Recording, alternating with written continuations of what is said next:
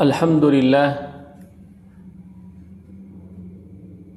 nahmaduhu wa nasta'inuhu wa nastaghfiruh wa na'udzu billahi min syururi anfusina wa min sayyiati a'malina may yahdihillahu fala mudilla lahu wa may yudlilhu fala hadiya lahu asyhadu an la ilaha illallah wa asyhadu anna Muhammadan abduhu wa rasuluh alladzi la nabiyya wa la rasula ba'dah amma ba'du. Allahumma la sahla illa ma ja'altahu sahla wa anta taj'alul hazda idza syi'ta sahla.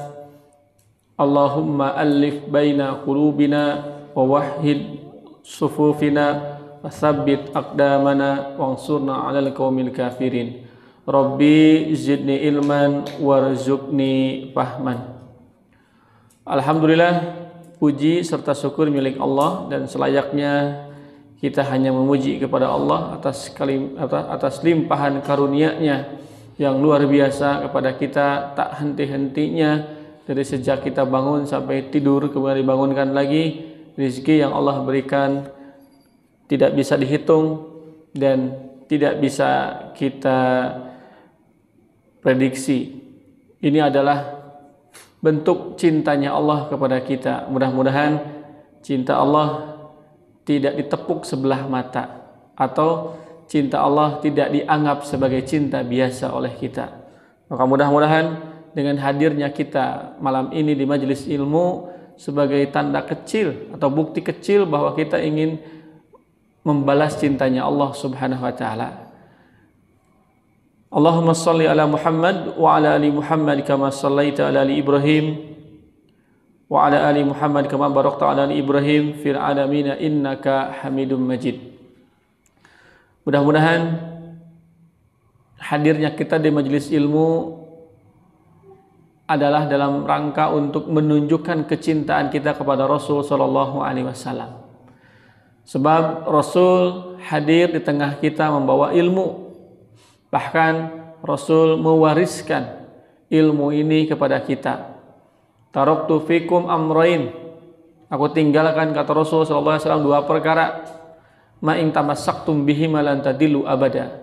Gimana kalau kalian berpegang teguh komitmen menjaga kuat ilmu itu, lan tadillu abada, selamanya kalian tidak akan pernah sesat. Apa? Kitabullah wa sunnatu Rasulillah, yaitu Al-Quran sebagai kalamullah dan hadis atau sunnah Rasul sallallahu alaihi wasallam.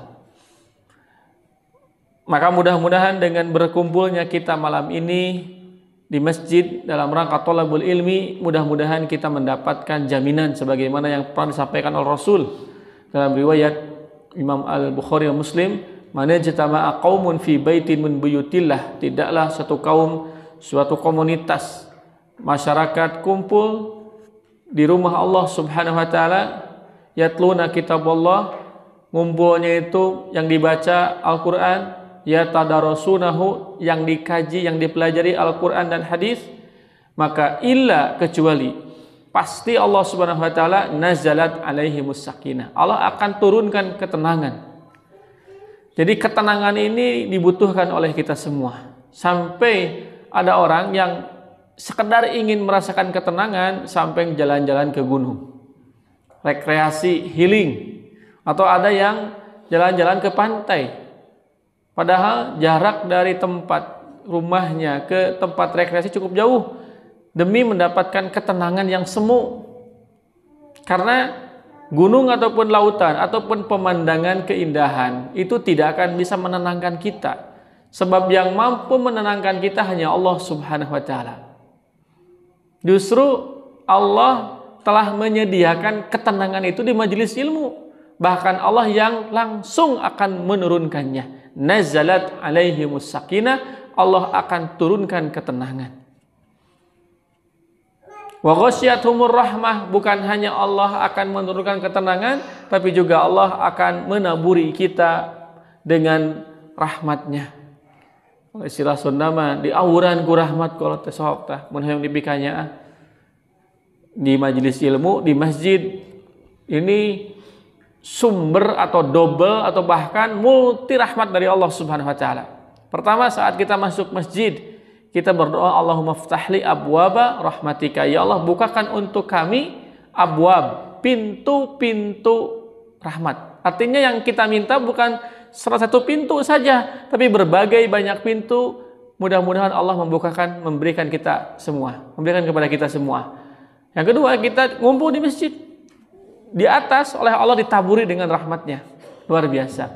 Maka beruntung bagi kita yang dimudahkan langkahnya, digerakkan hatinya untuk bisa menghadiri majelis ilmu. Dan beruntung juga bagi kita yang istiqomah rutin biasa menghadiri pengajian. Namun karena sakit atau karena ada halangan yang tidak bisa ditinggalkan, insya Allah ketidakhadiran kita itu tetap mendapatkan pahala sempurna dari Allah Subhanahu wa taala. Kemudian yang ketiga, wa ghasyiyatuhumur rahmah wa khafathumul malaikah, dan malaikat turun dari langit kemudian khafat, ya, menutupi atau melindungi kita, mengayomi kita. Malaikat saat berada bersama kita, di atas kita, malaikat akan meminta minimal dua. Allahumma gfir lahum, Allahumma arhamhum. Ya Allah, ampuni dosa-dosa orang yang kumpul di majelis ilmu, dan ya Allah, rahmati mereka. Luar biasa kan? Minta dibukakan pintu rahmat oleh Allah, ditaburi rahmat oleh Allah, dimintakan khusus oleh malaikat. Maka sebetulnya kalau kita memahami kaidah ini, kalau merasa banyak dosa, datang aja ke masjid, datang aja ke majelis ilmu, maka insya Allah dosa kita akan diampuni oleh Allah Subhanahu wa taala berkat doa para malaikat. Dan yang keempat apa? Wa dzaqarallahu fiman indahu. Allah akan menyebut-nyebut kita, memuji-muji kita di hadapan makhluknya. Allah bangga dengan apa yang kita lakukan, sehingga kebanggaannya ditandai dengan menyebut-nyebut kita di hadapan makhluk Allah yang ada di langit. Luar biasa. Maka ini adalah nikmat yang sangat sempurna dari Allah Subhanahu wa taala. Maka bersyukur dengan cara kita istiqomah untuk menghadiri rumah Allah, masjid Allah, dan majlis ilmu, karena itu adalah sumber ketenangan buat kita. Allah yang akan langsung menurunkannya. Ini adalah nikmat dari Allah Subhanahu wa taala, di mana orang yang tidak paham justru mengejar ketenangan dengan mengeluarkan biaya yang besar. Tapi kita hanya duduk, mendengarkan, mencatat, sudah dapat jaminan anjalas sakinah, diturunkan ketenangan oleh Allah Subhanahu wa taala. Sok sanaos memang biasana saking tenangna di majelis ilmu sok lompat kana soca. Nah, itu sangat nikmat itu. Betul itu nikmat dari Allah Subhanahu wa taala. Ngahajama di rumah hese.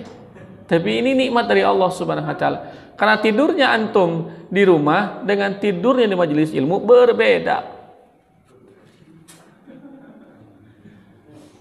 Luar biasa. Itu ikhwan fillah rahimakumullah.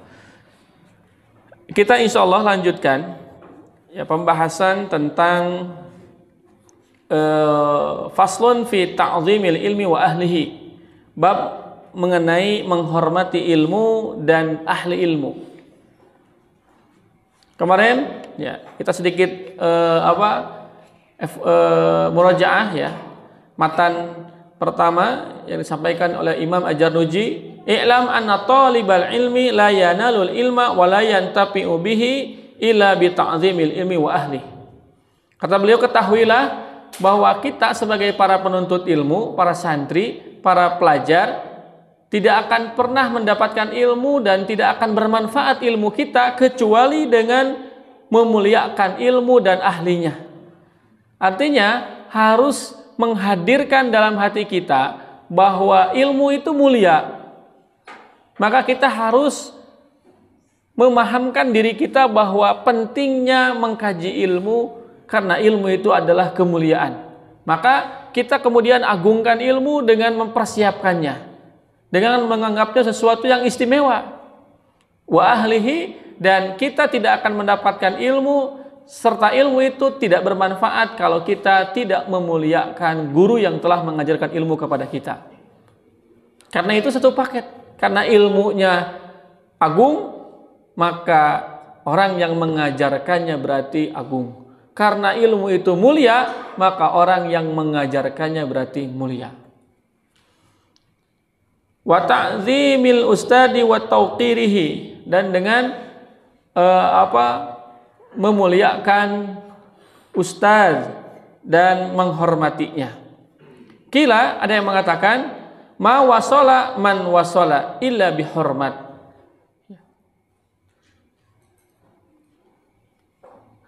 Orang yang berhasil menuntut ilmu adalah mereka yang menghormati ilmu.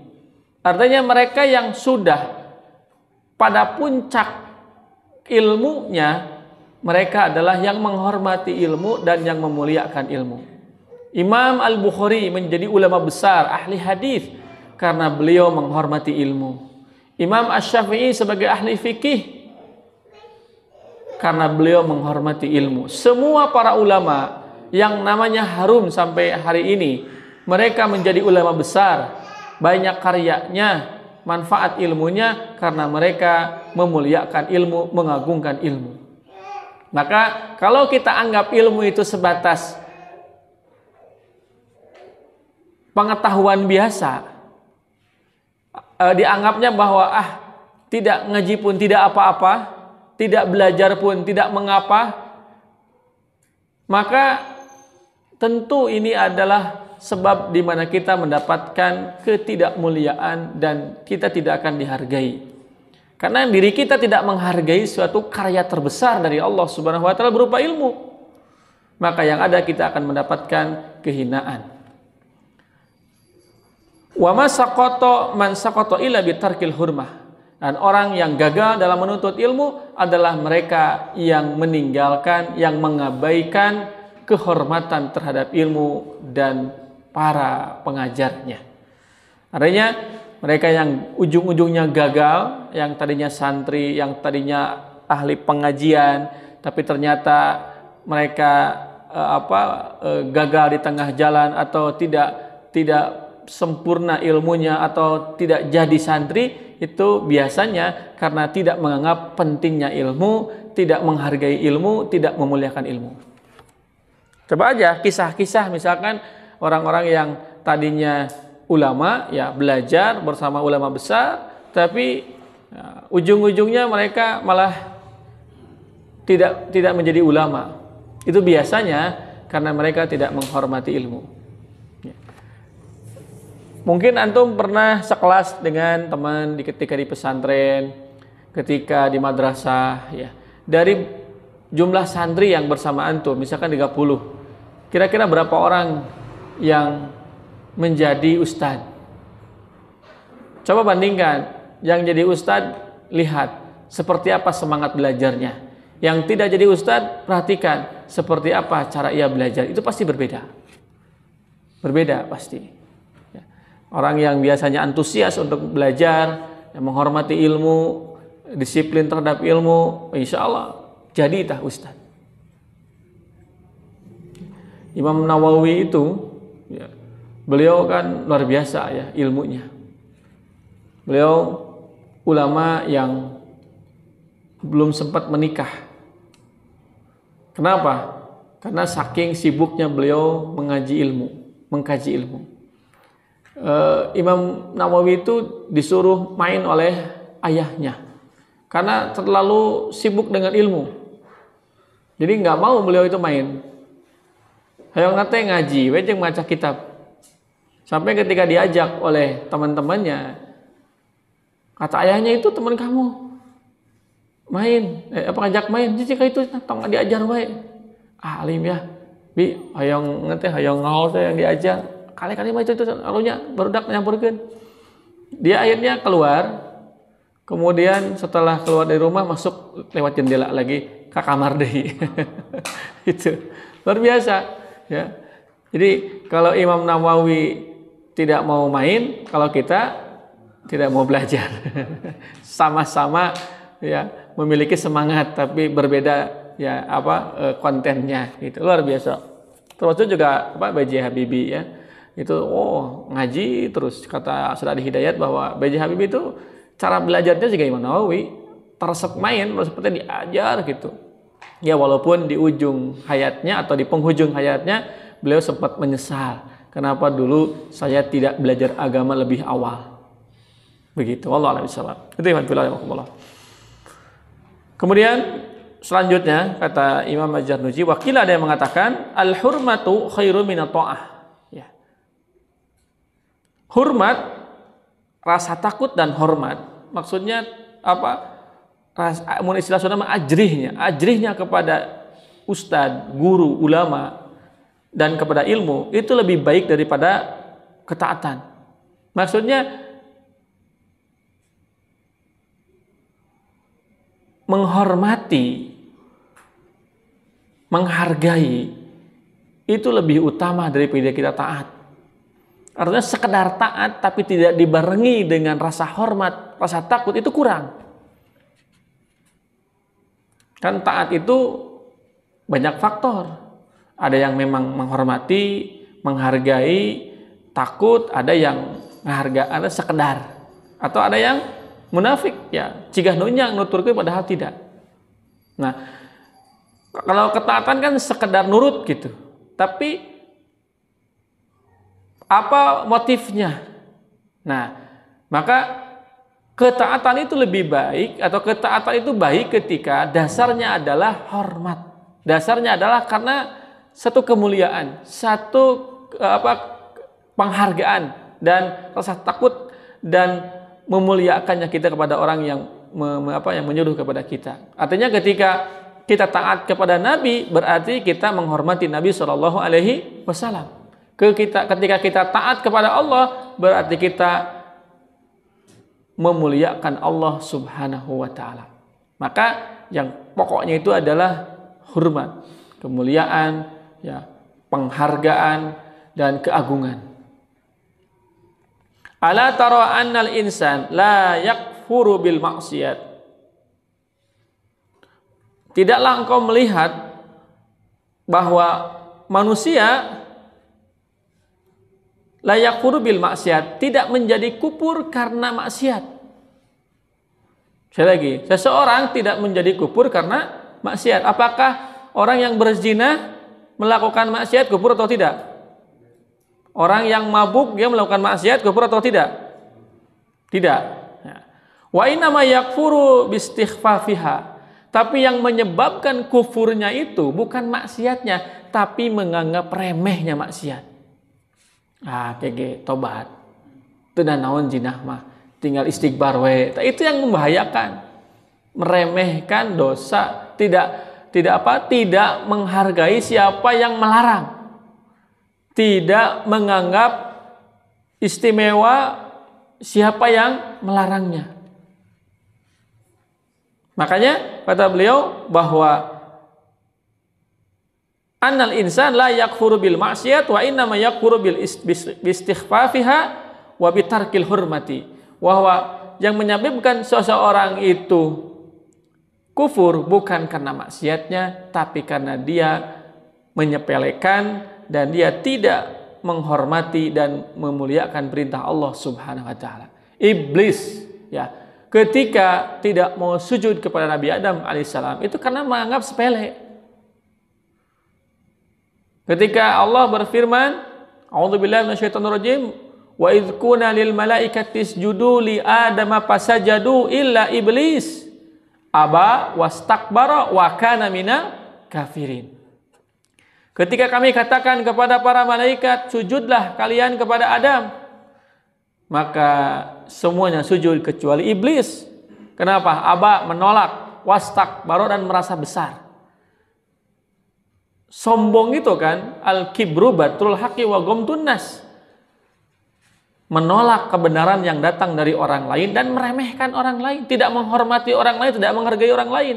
Ini istakbaro, merasa besar, merasa sombong padahal kecil. Iblis tidak menghargai, tidak menghormati perintah Allah Subhanahu wa taala. Wa kana minal kafirin, dan iblis termasuk makhluk yang kufur kepada Allah Subhanahu wa taala. Padahal terkenal iblis itu kan awalnya makhluk yang baik lah. Tapi hanya karena meremehkan perintah Allah Subhanahu wa taala, dan meremehkan Nabi Adam alaihissalam, akhirnya iblis ditetapkan sebagai makhluk yang kufur dan ditetapkan sebagai minas sogirin, makhluk yang hina. Hati-hati ya, jangan pernah menganggap sepele ya, menganggap sederhana sebuah kajian.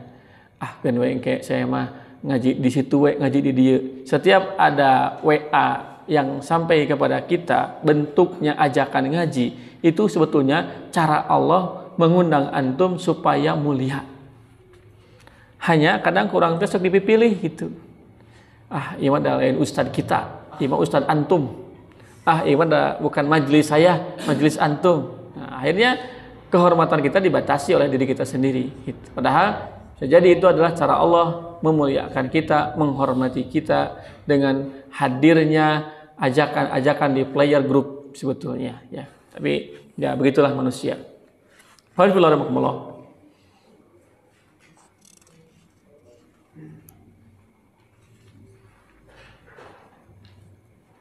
Kita masuk ke matan yang ketiga ini. Wa min ta'zimil ilmi ta'zimul ustadz. Di antara salah satu bentuk penghormatan terhadap ilmu adalah menghormati guru. Karena guru adalah orang yang ditugaskan oleh Allah Subhanahu wa taala untuk menyampaikan ilmu kepada kita. Jika ilmu itu sumbernya dari Allah Subhanahu wa taala, kemuliaan, karena Al-Qur'an adalah kalamullah atau qaul Rasul sallallahu alaihi wasallam, sabda Rasul sallallahu alaihi wasallam, maka berarti siapapun yang menyampaikannya kepada kita, siapapun yang mengajarkannya kepada kita, maka mesti kita hormati, mesti kita muliakan. Kenapa? Selama ia menghormati, memuliakan ilmu yang didapat, yang dikaji dari gurunya. Jadi artinya salah kalau kita hanya butuh ilmunya saja, tapi tidak mau menghargai, menghormati guru yang telah mengajarkan ilmu kepada kita. Apa bentuk ya menghormati guru ya, dengan kita belajar istiqomah ya, datang berusaha membawa tulisan, kemudian berusaha untuk tepat waktu, berusaha untuk membuat guru itu senang gitu, pakaiannya, kemudian cara duduknya dan lain sebagainya, sehingga guru kita itu ketika mengajarkan bangga bahwa kita memang murid teladan, sehingga kita disebut namanya dalam doa khusus mereka. Jadi dalam sujudnya, dalam tahajudnya disebut nama kita, ya Allah titip murid saya yang ia senantiasa hadir, istiqomah, jaga, muliakan mereka, jaga keluarganya, bla bla bla bla. Itu istimewa itu. Kalau kita sudah mendapatkan doa khusus dari para guru, berarti memang kita beruntung karena sudah diangkat sebagai murid. Karena di antara bukti guru dan murid itu diantaranya adalah tersebutnya nama murid dalam doa guru-guru kita, disebutnya nama kita dalam sujud mereka, berarti kita adalah muridnya. Itu imanullah rahimakumullah. Hari ini atau kondisi di zaman ini memang orang sudah kehilangan penghormatannya terhadap guru. Ya. Saya ngeri kalau lihat di YouTube ya, hanya karena untuk mengejar subscribe konten ya, demi konten ya. Ada yang kemudian ngeprank gurunya, ada yang dia marah-marah ke gurunya, ada yang bentak-bentak ke gurunya, bahkan ada yang mukul gurunya hanya demi konten, bayangkan. Jadi sudah tidak menghargai guru. Dulu kan kita kalau ngaji itu kan segen. Apalagi mungkin zaman Abah ya, zaman Paruking, ngaji itu pasti nggak berani natap kiri kanan, tungkul, sebab digigireun aya penyepret. Ya, gitu kan dulu. Cibener. Teman di Kalamun. Wah, dibentak-bentak gitu. Ya. Tapi saya juga kadang bingung. metode dulu itu dianggap salah oleh orang sekarang. Kekerasan. Tapi saya juga kadang suka suka berpikir, terus kalau mereka disalahkan, guru sekarang hasilnya mana? Sedangkan bapak jadi guru kan hasil didikan mereka gitu. Kadang ya saya suka berpikir begitu. Orang-orang dulu walaupun ngajarnya menurut kita salah, jadi kita. Tapi orang-orang sekarang yang merasa bisa ngajar belum terasa hasilnya. Luar biasa. Jadi karena mungkin dulu itu ta'zim ya.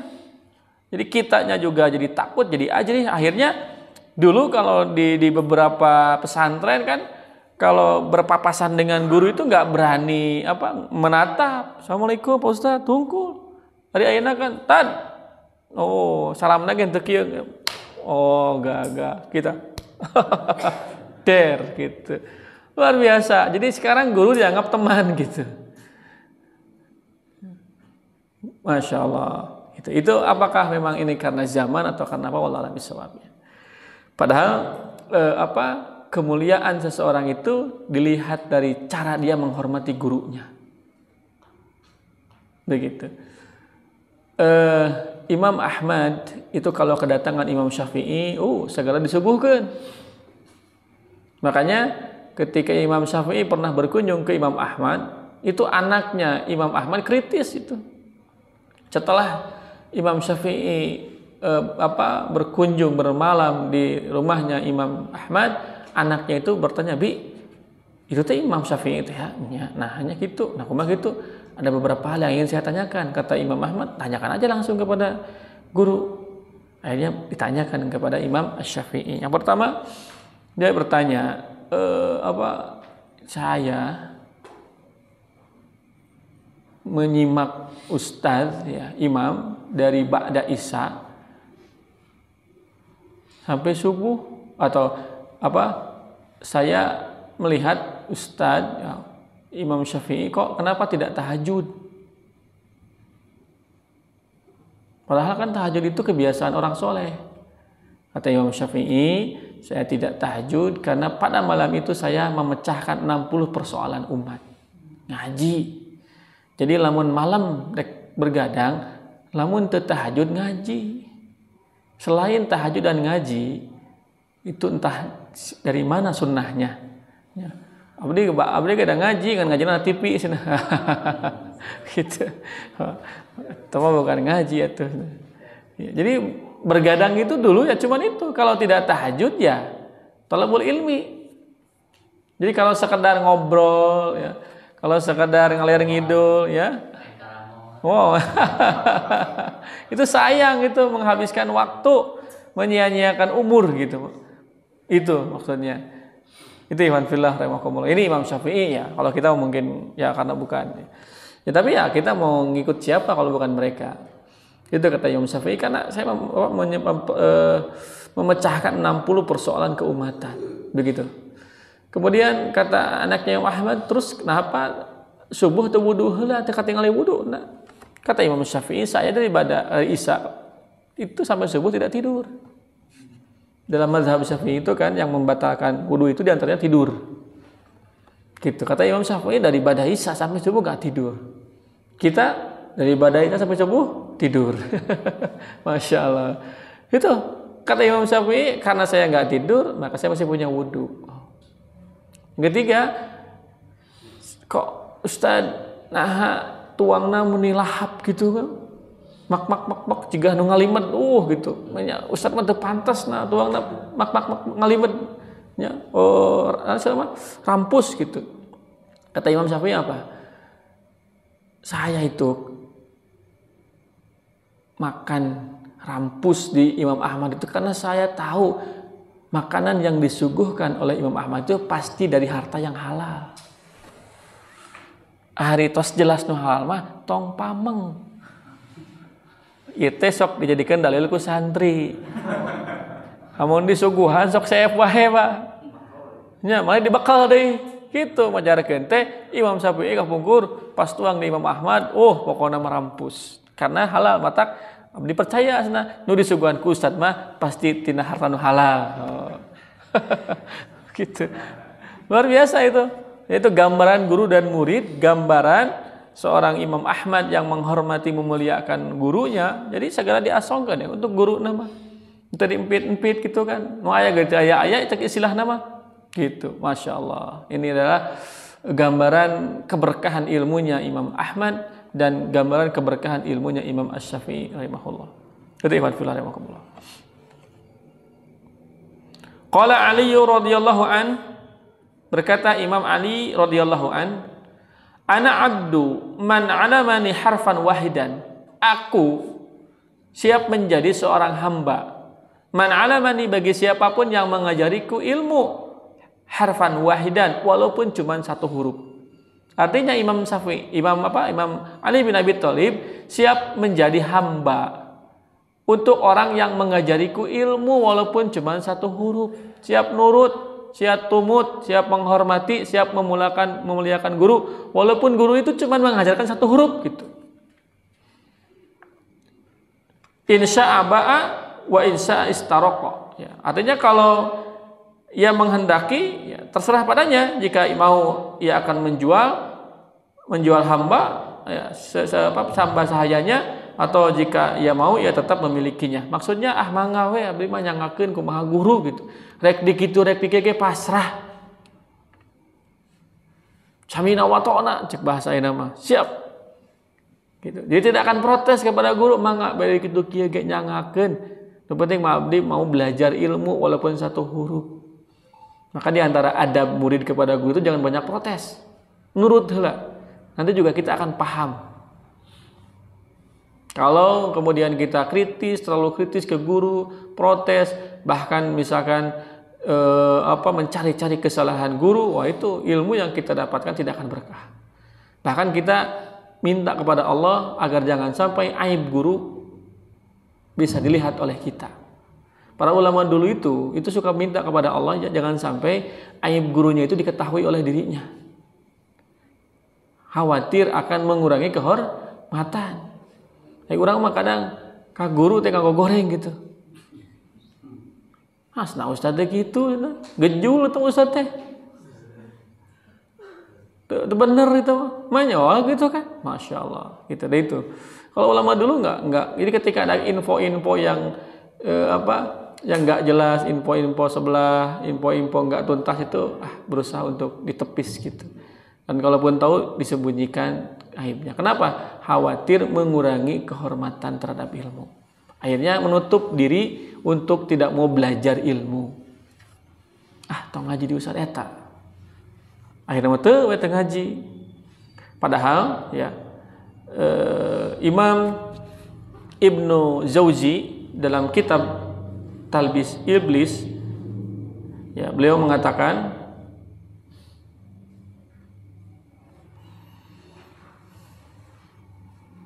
I'lam anna awwala talbisil iblis 'ala nasi sadduhum 'anil ilmi. Kata Imam Ibnu Jauzi, ketahuilah bahwasanya awal mula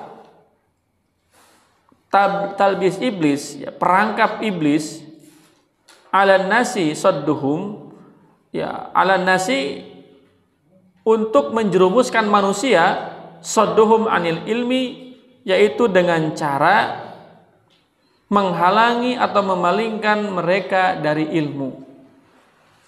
Jadi strategi pertama iblis untuk menyesatkan manusia adalah dengan memalingkan manusia dari ilmu. Memalingkan manusia dari para praktisi pengajar ilmu. Sehingga tidak tumbuh dalam hatinya kecintaan terhadap ilmu.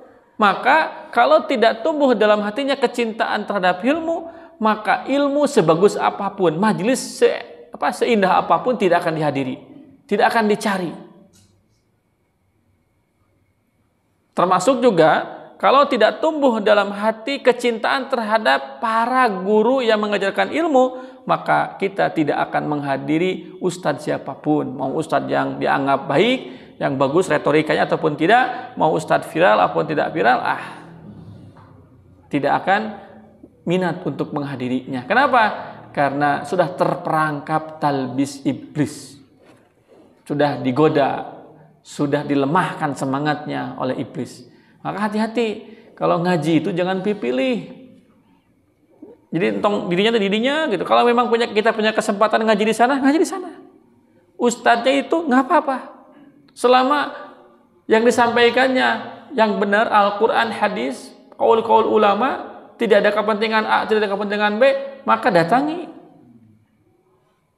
Jangan kalau Ustadz A tidak semangat, Ustadz B yang viral semangat. Dipilih, ayo mah Ustadznya teu viral sana, cing YouTube-na kumaha enakeun teu teu enakeun ya Ustadzna, teu ngaos. Masya Allah. Jangan membatasi kemuliaan, karena kemuliaan itu datang ketika kita menghormati ilmu dan menghormati orang yang mengajarkan ilmu. Makanya ketika iblis berhasil menghalangi kita untuk ngaji, dia sudah tersenyum karena berhasil membuat kita terperangkap dalam jerat kesesatannya. Li'annal ilma nurun, sebab ilmu itu cahaya. Fa idza atfa'a masahibahum, maka apabila iblis telah berhasil memadamkan lampu-lampu cahaya mereka. Artinya kan ilmu itu cahaya. Ketika dalam dirinya nggak ada cahaya karena dipadamkan semangatnya oleh iblis, khobatahum fi zulmi kaifa syaa, maka iblis dengan leluasa akan menyesatkan manusia sesuai kehendaknya. Lamun tos poik mah gampang digilek genena. Makanya rata-rata kenapa orang-orang yang suka membuat keributan, keonaran, perkelahian, kemudian orang-orang yang tawuran, geng motor, kemudian orang-orang yang perampok atau begal, rata-rata orang yang memang tidak memiliki dasar ilmu. Orang-orang yang memang terbatas pemahaman agamanya. Karena memang gampang diprovokasi, gampang disulut emosinya. Mereka tidak menggunakan logika sehat. Mereka tidak memiliki hati nurani, ditutup oleh iblis sehingga gampang dipengaruhi. Akhirnya mereka melakukan sesuatu tanpa pertimbangan ilmu yang benar. Jadi pikiran heula gitu. Tadi jam berapa ya berangkat? Iblis itu hanya akan dapat menguasai minal insan seseorang ala qadri qillati ilmi, sesuai dengan kadar sedikitnya ilmu yang dimilikinya. Jadi iblis akan menggoda manusia sesuai dengan kadar sedikitnya ilmu. Jadi yang pertama kali diganggu, digoda, disesatkan oleh iblis adalah mereka yang memiliki keterbatasan ilmu. Itu target pertama gitu. Ya, yang diprovokasi adalah mereka yang tidak memiliki ilmu, sehingga tadi mereka adabnya nggak baik, ustadznya tadi diprotes, bahkan di demo misalkan dan lain sebagainya. Akhirnya ustadznya tidak dihargai, ilmunya nanti tidak akan dihargai, bahkan dibubarkan. Masya Allah, dibubarkan.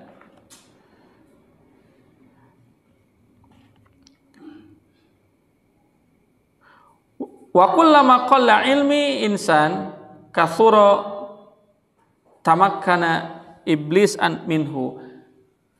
Semakin banyak ilmu yang dimiliki, semakin sedikit ilmu yang dimiliki oleh seseorang, semakin mudah iblis untuk menguasainya. Wa kullama kathura ilmu qalla limakanihi minhu. Dan semakin banyak ilmunya, semakin kesulitan iblis untuk mengendalikan, menguasainya. Hati-hati kunci kita agar bisa terjerat dari gangguan iblis, pengaruh iblis itu sering ngaji, sering belajar, sering menemani guru-guru kita. Walaupun mungkin kita nggak sempat mendengarkan ceramahnya, setidaknya di perjalanan kita mendapatkan untayan nasihat-nasihat berharga darinya. Begitu. Sebab kalau kita menjauhi guru, menjauhi ilmu, akan dengan mudah dimanfaatkan oleh syaitan. Seperti harimau atau macan. akan memangsa rombongan kuda atau rombongan sapi atau rombongan kerbau atau rombongan rusa, yang dilihat adalah yang kecil dan yang lemah. Biasanya dia akan identifikasi dulu mana yang lemah, mana yang kecil. Ketika yang lemah, yang kecil itu dia dapat, itu yang dicari, itu yang dikejar. Itulah cara iblis untuk mengendalikan, menguasai dan menggoda kita. Maka yang dicari pertama kali oleh iblis adalah mereka yang qillatul ilmi, yang sedikit pengetahuan ilmunya, yang sedikit keterbatasan ilmunya. Maka ikhwan fillah rahimakumullah, agar kita tidak dijadikan target oleh iblis untuk dijadikan sasaran empuk yang merusak keimanan dan merusak akidah kita, maka kita harus mau belajar, mau mengkaji, mau menghadiri ilmu, dan mau berkhidmat kepada guru. Imam Ibnu Qayyim al-Jauziyah beliau mengatakan dalam kitab Miftah Darus Sa'adah, kata beliau, nawabu iblis fil ardi, ya, wakil iblis di muka bumi itu adalah hum alladina yusabbitunan nasa an talabil ilmi. Para wakil iblis di muka bumi adalah mereka yang suka menghalang-halangi manusia dari mencari ilmu. Tong ngaji kadinya lah, tong ngaji ke ustad anu, tong ngaji ke majelis anu, hati-hati. Khawatir kita termasuk wakilnya iblis. Sigah nunya maksud nama ngaji dirinya mah teu bener. Ustadna oge A, ustadna ge B, eta mah ustadna henteu bodas sama abu-abu. Khawatir maksud saya kita termasuk orang yang menghalang-halangi orang untuk belajar ilmu. Kecuali kalau memang maksudnya adalah memberikan penjelasan, sepengetahuan dia dan pengalaman dia. Kalau belajar di situ rujukannya nggak jelas. Saya pernah belajar sekian tahun, tapi ternyata yang dikajinya bukan Al-Quran, bukan hadis, tapi kaul-kaul yang dianggap itu sebagai hadis, padahal bukan. Misalkan itu adalah bagian daripada amar ma'ruf nahi munkar. Tapi kalau karek ecek jeung cenah, cek beja, ngaji kadinya mah bisi sesat. Jangan dulu kita sampaikan kepada orang sebelum fix bahwa betul mengajarkan kesesatan, kebid'ahan dan kemaksiatan. Khawatir kalau kita dikit-dikit ngaji kadinya, dikit-dikit ngaji kaditu. Hati-hati Ustaz eta mah, hati-hati Ustaz itu mah, malah kita termasuk nawabu iblis fil ardi, para wakil iblis di muka bumi. Naudzubillah. Wa tafaqahu fid din. Ya. Jadi mereka yang senantiasa menghalang-halangi orang untuk belajar ilmu dan memahami agama. Waktunya ngaji disetel lomba atau turnamen. Makanya kamarana sepi ya. Oh, bentrok Pak Ustadz cenah sareng perlombaan. Oh, berarti cigahna bari nonton bari ngaji tah. Sebab majelis pengajian teu araya. Husnudzon gitu. Jadi beres nonton ngaji cigana mah. Nah, matak di pengajian anu biasa digelar teu aya. Nah, ternyata bentrok sareng iya pertandingan. Begitu. Itu kan di kita kadang seperti itu. Dan ini sudah menjadi rahasia umum. Kalau pengajian bentrok jeung main bola, pasti eleh mana? Tergantung nu eleh. Lamun nu elehna Persibnya, biasa nama sanes ngan wungkul teu ngaji, biasa nama teu tibra kulem. Rugi dua kalinya. Teu ngaji terus kulem teu tibra gitu. Ya nggak tahu ini apakah memang unsur kesengajaan, jadwal teh asa bentrok jeung pangaosan cenah gitu. Wallahu a'lam bishawab. Mudah-mudahan tidak disengaja gitu. Tapi kalau disengaja dalam rangka untuk menghalangi orang belajar ilmu agama, maka itu adalah wakilnya iblis di muka bumi. Naudzubillah. Fa haula'i adaru alaihim min nasyayatil jinni. Mereka adalah orang-orang yang lebih berbahaya daripada jin daripada setan kalangan jin. Jadi mereka yang suka menghalang-halangi orang ngaji, mereka yang suka membubarkan pengajian, mereka yang suka memprovokasi untuk memprotes dan untuk mendemo para ustadz, itu mereka itu lebih bahaya daripada setan dari kalangan jin. Nah, setan kalangan jin apaan? Saukur gitu, ada yang makan jengeneg-geneg tenda. Nah, dengan memberikan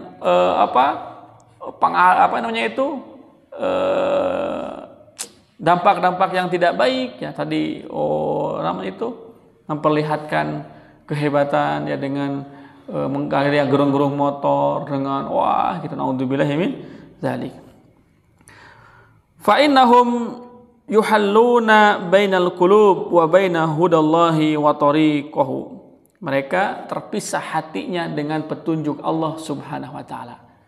Artinya karena dalam hati mereka tidak ada kecintaan terhadap ilmu, karena dalam hati mereka tidak ada kemuliaan terhadap ilmu, ya yang ada mereka malah membenci ilmu dan membenci orang-orang yang menyebarkan ilmu. Naudzubillah. Itu ikhwan fillah rahimakumullah. Jadi pentingnya kita memuliakan ilmu dan memuliakan orang-orang yang mengajarkan ilmu. Mumpung guru-guru kita masih ada, datangi. Sebab nanti kalau sudah ada berita innalillahi Ustadz Fulan sudah meninggal, kita baru sadar ternyata Allah telah mencabut keberkahan dunia ini dengan dimatikannya para ulama. Kata Allah Subhanahu wa taala, kata Rasulullah SAW kan, di antara tanda akhir zaman adalah biqabdil ulama. Dengan diangkatnya ilmu, caranya adalah dengan dimatikannya para ulama. Kalau kemudian para ulama meninggal, apa yang terjadi? Orang-orang bodoh yang tidak mengerti ilmu agama itu mereka akan berani berbicara di depan umum, menyampaikan pendapat-pendapatnya. Yang akhirnya dolu mereka sesat dan menyesatkan. Makanya nanti akan dibuat bingung, kok kamari kieu ayeuna kitu, cenah kamari kitu enak kieu. Terjelas kenapa? Pijakannya bukan ilmu. Pijakannya adalah kebodohan. Karena orang yang seperti itu akan memaksakan kehendak gitu. Dia akan memaksakan kehendak menyampaikan sesuatu yang sebetulnya dia tidak tahu.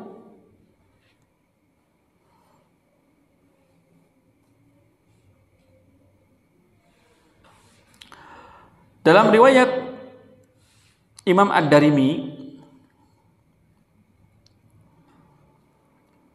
Abu Musa radhiyallahu an berkata dalam khutbahnya, "Man alima ilman, siapa yang mengetahui suatu ilmu, fayu'allimuhun nas, kemudian hendaklah ia mengajarkannya kepada orang lain." Jadi walaupun kita cuma ilmu baru satu kalimat, satu huruf, ajarkan. Tapi jangan ditambahan, dikurangan. Sakit itu gitu nawe, sesuai yang kita dengar. Kecuali kalau kita referensinya banyak. Wa iyyahu ayyaqulu ma la ilma lahu, dan hati-hati berbicara tanpa ilmu. Fayamruku minad din, maka nanti akan membuat kita melenceng dari ilmu agama. Wa yakuna minal mutakallifin, akhirnya akan menjadi orang-orang yang memaksakan diri. Jadi karena tidak tahu ilmunya kan, ditanya gitu, akhirnya kan memaksakan untuk menjawab gitu. Kang ari naon eta hukumna naik motor kumaha nya haram sudah. Maksudnya itu kan dia kan akhirnya nya haram atus namanya. Hari motor ditaikan, motor ditaikan tapi dipeser sana. Jadi kayak itu ka dia gitu. Teu nyambung akhirnya mah. Maksudnya kumaha kan jadi liar. Ya pertanyaannya begini, jawabannya begitu, teu nyambung. Kalau tidak memiliki ilmu gitu. Masya Allah. Jadi akhirnya dolun mudillun, sesat menyesatkan. Kurang Cianjur mah punten, tapi kasarnya modal ngamodolan tete ke rumah motoran ke rumah dirina kotor ngotoran batur bahaya tanu gitu dolun mudilun teh tanpa ilmu. Masya Allah. Makanya apa yang kita miliki ilmu yang kita dapati dari guru kita, ajarkan selama kita bisa mengingatnya dan bisa mengamalkannya. Jangan kemudian kita memaksakan diri untuk menyampaikan sesuatu yang kita nggak tahu ilmunya. Artinya kalau memang tahu ya sampaikan, kalau enggak ya enggak gitu. Tegas gitu. Antum katanya oh enggak. Menurut antum ini gimana? Saya nggak tahu. Itu nggak akan apa? Nggak akan hina dan nggak akan turun reputasi kita hanya karena kita mengatakan tidak tahu. Kalau nggak salah Imam Malik pernah ditanya 30 persoalan, itu yang dijawab cuman 1 sampai 2. Ada muridnya yang mengatakan masa setingkat Ustadz, setingkat Anda tidak bisa menjawab banyak pertanyaan. Kata Imam Malik, kalau saya nggak tahu terus gimana? Jadi kalau beliau mengatakan saya nggak tahu, saya lagi harus gimana? Apakah harus memaksakan untuk menjawab? Nggak bisa. Dan itu tidak akan mengurangi kehormatan dan harga diri kita ketika kita katakan wallahu a'lam. Saya nggak tahu. Allah yang lebih tahu. Gitu. Justru kalau memaksakan akan memperlihatkan kebodohan kita. Jadi sebetulnya ini teh nanti ya bisa diperhatikan juga dalam kandungannya terhadap Al-Qur'an surat hadis riwayat tuh. Jadi ngaco kena. Karena memaksakan. Jadi kalau memang nggak tahu ya udah nggak apa-apa. Wallahu a'lam. Sekali lagi tidak akan hina hanya karena kita mengatakan wallahu a'lam. Kita tidak tahu. Justru kalau kita sok tahu malah akan membuat kita hina ya. Nauzubillahi min dzalik. Itu iman fillah rahimakumullah.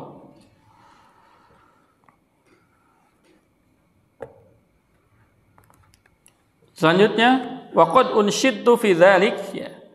Ada sebuah syair yang pernah dibacakan kepadaku, kata Imam Ad-Jarnuji dalam hal ini, ra'aitu haqqal muallim ya. Kata beliau, tidak ada hak yang lebih besar. Ahaqul haqqo ya. Hak yang paling besar adalah haqqul muallim, yaitu haknya guru. Jadi tidak ada hak yang paling besar kecuali haknya guru. Wa aujabahu hifdhan ala kulli muslim. Hak tersebut harus dijaga oleh setiap muslim. Laqad haqqa ayyuhda ilaihi karamatan. Maka sungguh haqqa berhak ayyuhda ilaihi karamatan li ta'limi harfin wahidin alfu dirhamin. Sungguh berhak bagi setiap guru yang mengajarkan ilmu walaupun cuma 1 huruf diberi hadiah 1000 dirham. Jadi maksudnya abdi teh Ustad hoyong mah masih hante mobil ka Ustad teh. Tapi karena teu aya mung tiasa ngadoakeun. Hoyong mah ka Ustad teh masihan bumi, tapi karena memang teu can aya sementara wis ayeuna mah ngadoakeun heula. Jadi hak yang paling utama ya adalah haknya guru. Karena guru itu kalau haknya tidak dipenuhi dia tidak akan mengajarkan ilmu. Mana Ustaz Fulan? Oh, barang siar sana. Itu menuju usaha kan akhirnya nggak mengajarkan ilmu. Jangan sampai kemudian seorang yang dia punya ilmu, punya basic ilmu, punya pemahaman, banyak ilmunya, dia tidak mengajarkan hanya karena dia harus kerja untuk menutupi kebutuhan keluarganya. Ini yang jarang dilakukan oleh umat Islam hari ini. Mereka sibuk ya berlomba-lomba untuk memberi santunan-santunan kepada orang-orang yang kaya. Contoh misalkan kan di kita kadang budayanya budaya latahnya. Enar viralnya misalkan viral berkah Jumat. Viralnya berkah subuh gitu. Jadi padahal yang ngaji mah baleunghar cek kasarna mah. Tapi kadang kita lupa menghormati, memuliakan yang mengajarkan ilmu kepada kita. Jarang gitu istilahnya, itu fokusnya ke situ. Tapi jarang yang memperhatikan kehormatan guru kita. Begitu. Itu ikhwan fillah rahimakumullah. Jadi ini adalah bagian dari cara kita untuk memuliakan ilmu dengan cara menghormati orang yang telah mengajarkan ilmu kepada kita. Maka ini adalah sebuah syair. Artinya dalam rangka untuk menunjukkan kemuliaan seorang guru. Jika ada guru yang mengajarkan 1 huruf, maka ia berhak mendapatkan 1000 dirham. Bukan karena 1 hurufnya, tapi karena mulianya ilmu. Bahkan sebetulnya satu huruf itu tidak akan bisa dibayar walaupun dengan 1000 dirham. Artinya satu huruf itu tidak akan bisa dibayar walaupun dengan 1 miliar. Nah, karena saking mahalnya ilmu. Makanya ilmu itu jangan dimurah. Ya, jangan dimurah. Yang sok diajar sana diajar. Akhirnya orang tidak ada penghargaan terhadap ilmu. Tetap ilmu itu maksudnya bukan dimurah, itu bukan berarti ilmu itu harus dimahalkan. Ikut training bersama saya bayar 10 juta, bukan begitu. Tapi harus ditanamkan ke dalam diri teman-teman atau saudara atau bahkan diri kita, untuk mendapatkan ilmu itu kita harus mengeluarkan tenaga, mengeluarkan waktu, mengeluarkan harta yang banyak. Ya. Dulu ada seorang pemanah ya namanya Imam Al-Ikhbari. Beliau itu untuk menemukan teknik tembakan terlurus itu sampai menghabiskan seluruh hartanya. Habis itu. Dia datang ke Syam, ketemu dengan seorang pembikin busur, dia habiskan seluruh hartanya. Akhirnya dia ketemu tuh teknik tembakan paling lurus sepanjang sejarah kehidupan. Jadi ini tali ya, ini itu target, ya dia di sini, kemudian dipasang tali dari dia berdiri sampai ke target. Sekitar kurang lebih 100 meter lah. Itu talinya per sekitar 10 meter. Nanti itu ketika ditembakkan, semua yang menyaksikan melihat anak panah itu ya melaju di atas tali, tak gitu, jatuh atau menancap di target ujung tali. Luar biasa. Hanya untuk mendapatkan satu teknik, para ulama dulu mau menghabiskan harta. Jabir bin Abdillah hanya untuk dapat satu hadis, berangkat dari Madinah ke Syam untuk belajar satu hadis memerlukan waktu 1 bulan perjalanan. Itu berangkatnya saja, belum pulangnya. Hanya untuk mendapatkan hadis dari Abdullah bin Unais. Hanya untuk satu hadis, bayangkan. Jabir bin Abdullah rela melakukan perjalanan sampai 2 bulan bolak-balik, sampai mengumpulkan bekal yang banyak, jauh, hanya untuk belajar satu hadis. Betapa hari ini hadis itu diobral, tapi nggak ada yang nerimanya, nggak ada yang mengkajinya. Begitu. Kenapa? Karena mungkin tidak menganggap ilmu itu mahal, tidak menganggap ilmu itu agung, tidak menganggap ilmu itu mulia. Begitu. Sehingga dampaknya ilmunya saja tidak dimuliakan, tidak dihormati, apalagi orang yang mengajarkannya. Fa inna man 'allamaka harfan wahidan mimma tahtaju ilaihi fid din fa huwa abuka fid din. Maka siapa yang mengajarkan ilmu kepadamu walaupun cuma satu huruf, maka dia adalah bapakmu dalam urusan agama. Siapa yang mengajarkan ilmu kepada kita walaupun cuma satu huruf, maka ia adalah bapakmu dalam urusan agama. Jadi ai bapak kena dikumaha, kena dihormat.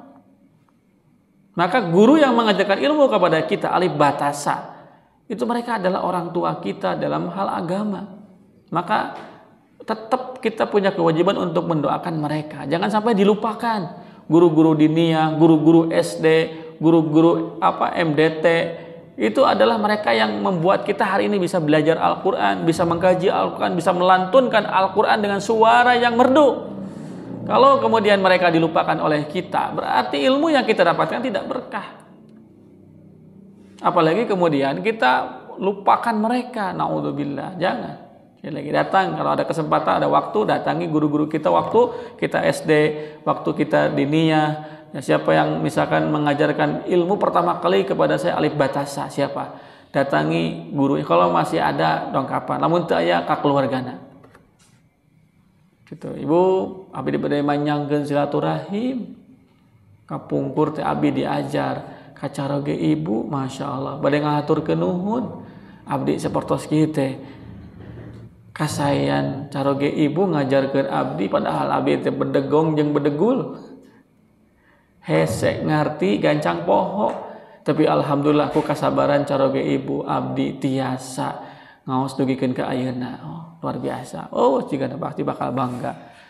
Guru kita di alam kubur mungkin bangga karena kita itu masih ingat kepadanya, bahkan mendoakan, ya Allah, siapapun yang pernah mengajarkan ilmu kepada saya, berkahi umurnya, berkahi ilmunya, dan apa yang saya lakukan dan apa yang saya amalkan dari ilmu yang pernah ia ajarkan, cing jariah kanggo anjeunna, cing ngocor. Pernah nggak kita mendoakan itu untuk guru kita? Jarang. Jarang kan? Karena duka seurting ilmuna, duka seurting majelisna. Saking seurting ilmu jeung majelisna, jadi hilap mereka akan ustad nu mana jeung saha gitu. Wallahu a'lam bishawab. Begitu. Jadi fa inna man 'allamaka harfan wahidan mimma tahtaju ilaihi fid din fa huwa abuka fid din. Siapa yang mengajarkan ilmu kepada kita walaupun satu huruf terhadap ilmu agama yang kita butuhkan, maka ia adalah bapakmu dalam urusan agama. Begitu. Wallahu a'lam bishawab. Nah itu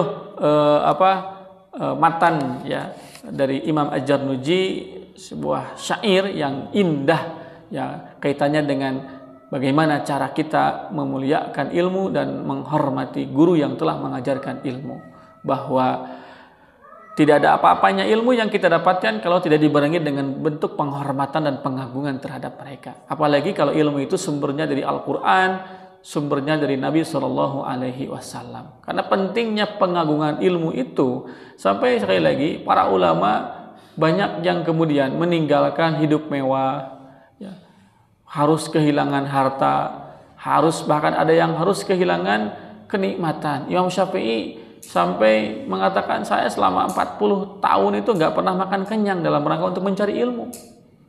Di kita kan alhamdulillah ilmu wareg tuang waregnya. Karena setiap kali ngaji di suguhan liwet, oh luar biasa. Mual aya itu di zaman dulu nggak ada kajian seperti di Indonesia. Ya, malah aya istilah morpin tehnya, moropincuk. Ya. Sampai kemarin saya pernah ngisi itu, tiba-tiba ketika di tengah-tengah ngisi ada orang masuk, saya kira mau ngaji gitu. Duduk sebelah samping tengah gini, batasannya di ibu-ibu gitu. Maka dipersilahkan oleh jamaah yang lain, apa kali dia, nah, duduk sebelah kanan. Nah, karena di depan ini banyak makanan ya, mungkin ningali ngaleret gitu. Akhirnya ngalimet doang, Pak. Ya, kayak nanti asa barah menu makanan dah gitu. Terus tuang gitu ngalimet enak gitu. Tos wareg angkat teh kaleos gitu. Saya itu cara lamun antum hiji waktu lapar tak gitu. Gitu. Karena di pengajian pasti ada makanan gitu. Hanya luar biasa itu. Saya kira mau ngaji ternyata cuma mau ikut makan aja, tapi luar biasa. Coba eta lamunnya ngajina tuntas we. Kan makanan sisa banyak ya. Tinggal minta we, "Paji, ya suka abdi dibekal," pasti dikasih. Nah, itu teh jadi lamun cerdas mah bakal gitu teh. Tamatkeun ngaji, nah pasti kan lamun labar mah tinggal sungkeun. Eta mah kan urang rek mekal isin. Nah, tapi ngalimet we gitu, watados teh nya wajah tanpa dosa. Tuang gitu terus beres ya.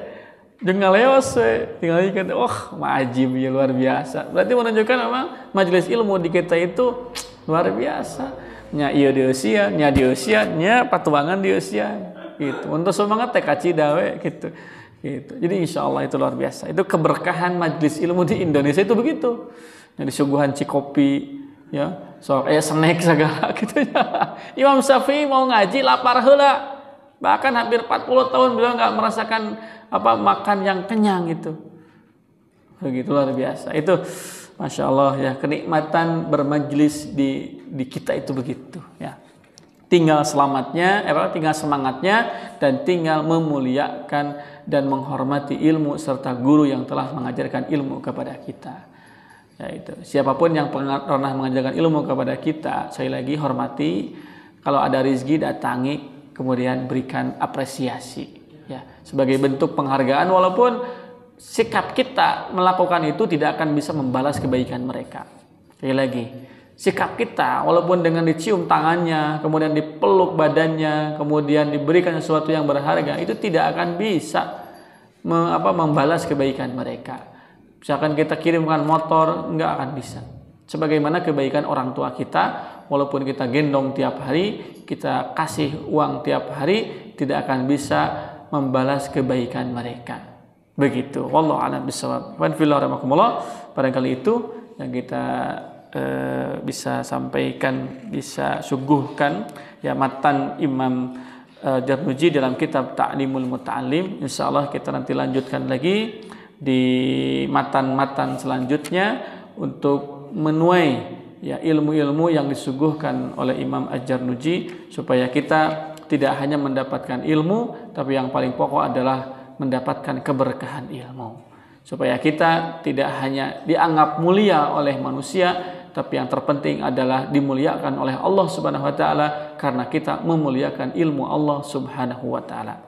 Mudah-mudahan Allah Subhanahu wa taala memuliakan kita dengan ilmu, baik Al-Qur'an ataupun hadis, dan mudah-mudahan Allah Subhanahu wa taala memudahkan kita setiap urusannya kaitannya dengan ilmu, dan mudah-mudahan kita meninggal dalam keadaan memegang prinsip ilmu dengan keyakinan yang teguh tentang la ilaha illallah. Fa'lam annahu la ilaha illallah. Ilmuilah tidak ada yang berhak disembah kecuali Allah. Man qala fi akhir kalamihi la ilaha illallah dakhala jannah. Siapa yang di akhir kalimatnya, di akhir hayatnya, kalimat terakhir yang dia ucapkan dan dia yakini itu adalah la ilaha illallah, dengan ilmu yang benar tentang la ilaha illallah dan konsekuensinya, maka dia akan masuk surga. Jaminan dari Rasul sallallahu alaihi wasallam insyaallah.